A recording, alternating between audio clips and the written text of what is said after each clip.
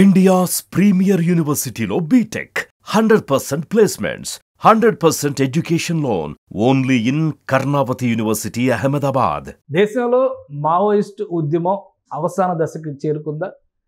ఎప్పుడూ లేనిది ఏకంగా మావోయిస్ట్ పార్టీకి సంబంధించిన ప్రధాన కార్యదర్శినే అంతమొందించినటువంటి విజయం భారత బలగాలకు దక్కిందని ఏకంగా ప్రధానమంత్రి నరేంద్ర మోడీ, హోంమంత్రి అమిత్ షా ప్రకటించారు.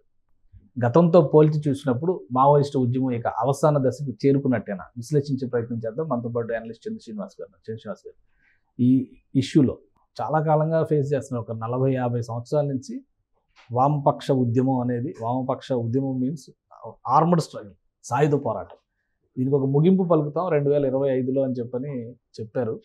ఇంకా టైం పెట్టుకున్నారు, కొంచెం ఎక్స్టెండ్ అవుతుంది. సో ఈ ఏడాది అంతంలోగా అసలు మావోయిస్టు ఉద్యమం అనేది ఇంక ఉండదు అని కేంద్ర ప్రభుత్వం గట్టిగా చెప్తుంది.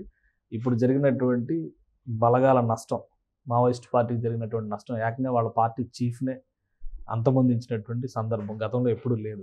సో అంటే ఇప్పుడు మొత్తంగా అయిపోయింది, ఇక సాయుధ పోరాట పందా ఇక విడవాల్సిన సందర్భం వచ్చేసింది అనే సంకేతం వచ్చిందా?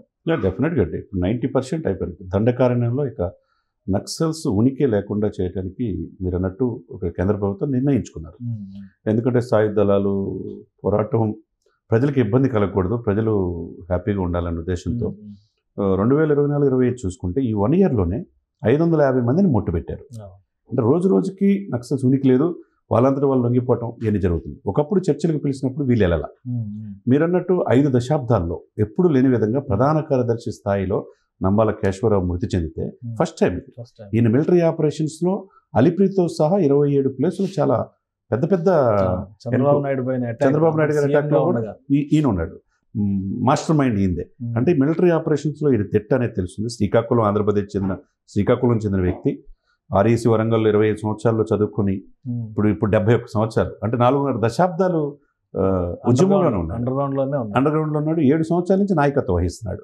ఇది పెద్ద వాళ్ళ యొక్క ఉనికి అంటే కంప్లీట్గా కోల్పోయినట్టుగా మనం ఈ ఆపరేషన్స్ బట్టి, ఆపరేషన్ కగారు ఒక విధంగా వీళ్ళు చర్చలకు మేము సిద్ధంగా ఉన్నాం, ఇంకా ప్రభుత్వంతో సంప్రదింపులకు రెడీ అని సంకేతాలు ఇచ్చారు.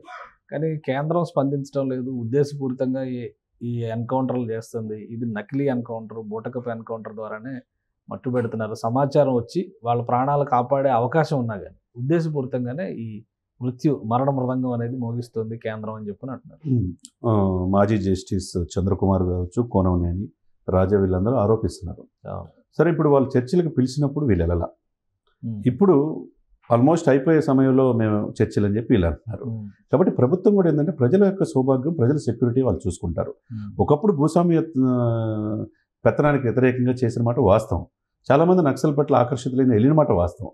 కానీ ఇప్పుడు ఉనికి కోల్పోయినప్పుడు, ప్రజాస్వామ్యయుతంగా ప్రభుత్వాలు ఏర్పడుతున్నప్పుడు, ప్రజలకు ఏం కావాలో ఆ ప్రభుత్వాలు ఇస్తున్నప్పుడు దానికి అనుగుణంగా వెళ్ళాలి కదా. ల్యాండ్ ఆర్డర్ని బట్టి మేము ఇంకా అదే పందాన్ని కొనసాగిస్తామంటే కుదరదు కదా. ఇప్పుడు 25 సంవత్సరాల ఉద్యమంలో వెళ్ళి 4 దశాబ్దాలు ఉద్యమంలోనే ఉండి ఇప్పుడు 71 సంవత్సరాలు కూడా అతనే లీడ్ చేస్తున్నప్పుడు చాలాసార్లు అవకాశం వచ్చింది, చర్చల ద్వారా లొంగిపోండి, మీకు పునరావాసం కల్పిస్తాను. ఆ సమయంలో వెళ్ళకపోబట్టి ఇప్పుడు ప్రభుత్వం కూడా, కేంద్ర ప్రభుత్వం ఉక్కుపాతంతో ఇచ్చేశారు. దీనికి కారణం ఏంటి? మిలిటరీ ఆపరేషన్స్లో దిట్టైన సాయుధ దళాలు పైనుంచి మిలిటరీ ఎంటర్ అయింది. హెలికాప్టర్ ద్వారా నిఘా, డ్రోన్స్తోనే కదలికలు పక్కగా సమాచారంతో వీళ్ళని ఇప్పుడు అబూజ్మట్లో లేపేశారు. 72 గంటల ఆపరేషన్ జరిగింది. అంటే ఏంటంటే మూలాలు అనేది కంప్లీట్గా ఇదైపోయినాయి సార్.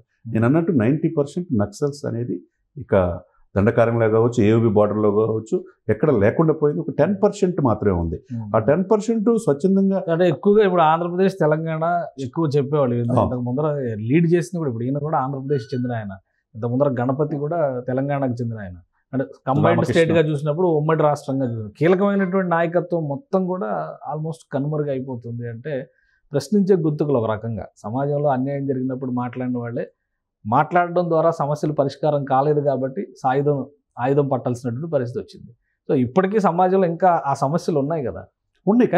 కానీ ప్రభుత్వం సంప్రదింపులు, చర్చలు అనేటువంటి అంశం వచ్చేసరికి ఎందుకు అంత మొండి పట్టుగా వెళ్ళిపోయి వాళ్ళు తీవ్రవాదుల జాబితాలో చేర్చాల్సినంత దుర్మార్గులు అని చెప్పడానికి అవకాశం లేదు, దేశద్రోహులు అని చెప్పడానికి అవకాశం లేదు. మీరు చెప్పినట్టు సార్, సామాజిక అసమానతలపై జరుగుతున్నటువంటి పోరాటం.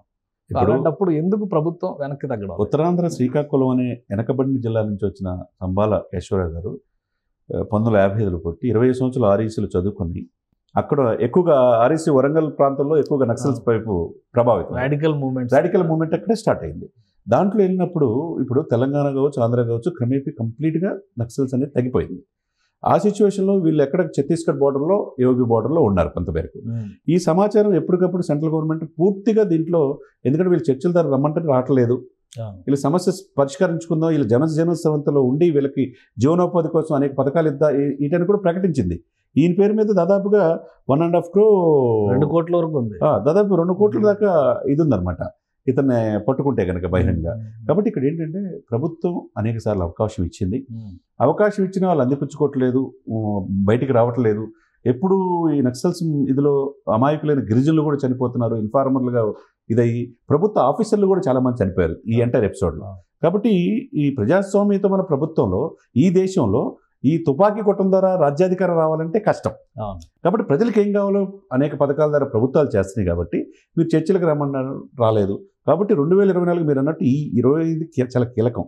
2025 ఎండింగ్కే ఈ నక్సల్స్ అనేది ఈ దేశంలో లేకుండా చేస్తూ ఉన్నారు. ప్రజల సంక్షేమ పరమావధి అంటున్నారు. మోదీ గారు నిన్న అమిత్ షా ట్వీట్ చేసిన చాలా కీలకం, ఆల్మోస్ట్ అయిపోయిందని చెప్పన్నాడు. మోదీ గారు కూడా ట్వీట్ చేసి ప్రజల యొక్క సుఖ సంతోషాలే మాకు ముఖ్యం. ఇప్పుడు అసలు లీడర్షిప్ వైపౌట్ అయిపోయింది, లేదు కదా సార్. తర్వాత ఏంటి భవిష్యత్తు? ఆల్మోస్ట్ ఇంకా క్లోజ్ అయిపోయినట్టేనా, లేదా ఇంకా కొంతమంది ఏమైనా లీడ్ చేసే అవకాశం ఉండొచ్చు? ఇంకా లీడ్ చేసే అవకాశం లేదండి. 5 దశాబ్దాలు ఉన్న వాళ్ళు, పెద్దవాళ్ళు, రామసురావు గారు లాంటి వెళ్ళిపోయినప్పుడు యంగ్ జనరేషన్ మధ్యలో ఆగిపోయారు. ఎక్కువ ఎన్కౌంటర్ జరిగే సమయంలో వాళ్ళు నక్సల్స్ ప్రభావం వైపు ఆగిపోయి ప్రజల్లో మమేకమయ్యి సమస్యల ద్వారా, పౌరకుల సంఘాల ద్వారా ఉండిపోయారు తప్పితే ఈ నెక్స్ట్ వీళ్ళని అనుగుణంగా నెక్స్ట్ క్యాడర్ రెడీ అవ్వాలి. కాబట్టి నక్సల్స్ ఉనికి అనేది కనుమరుగైందని మనం అనుకోవాలి. Thank you Srinivas. ఇది దాదాపు 50 సంవత్సరాల సుదీర్ఘ సాయుధ పోరాట చరిత్ర ముగింపు దశకి చేరుకుంది. బెంగాల్ అడవుల్లో గర్జించిన వసంత మేఘం శ్రీకాకుళం సాయుధ పోరాటం రూపంలో తెలుగు నేలని తాకింది. ఇన్ని దశాబ్దాలుగా ఈ ఉద్యమాన్ని నడిపించిన నాయకులందరూ కూడా తెలుగు గడ్డ నుంచి ఉద్భవించిన వాళ్ళే. ఒక రకంగా ఒక శకం ముగిసింది నంబాల కేశవరావు ముగింపుతో. కాబట్టి సాయుధ పోరాటానికి సంబంధించినటువంటి ఇది చివరి అంకంగా చూడాల్సినటువంటి పరిస్థితి. ఇప్పటికీ కూడా ఇంకా ఆయుధం ద్వారా ఈ దేశంలో మార్పు తెస్తామనే వాళ్ళు ఆలోచించాల్సినటువంటి సందర్భం. ఖచ్చితంగా ప్రజాస్వామ్య పందాలో పోరాటం దిశగా అడుగులు వేస్తేనే ప్రజలకి మంచి భవిష్యత్తునిచ్చేటువంటి నాయకులు అవుతారని భావించాల్సినటువంటి సందర్భం. ఇది special discussion. Keep watching. Suman టీవీలో మీ పర్సనల్ అండ్ బిజినెస్ ప్రమోషన్స్ కోసం కింది నెంబర్కి కాంటాక్ట్ చేయండి.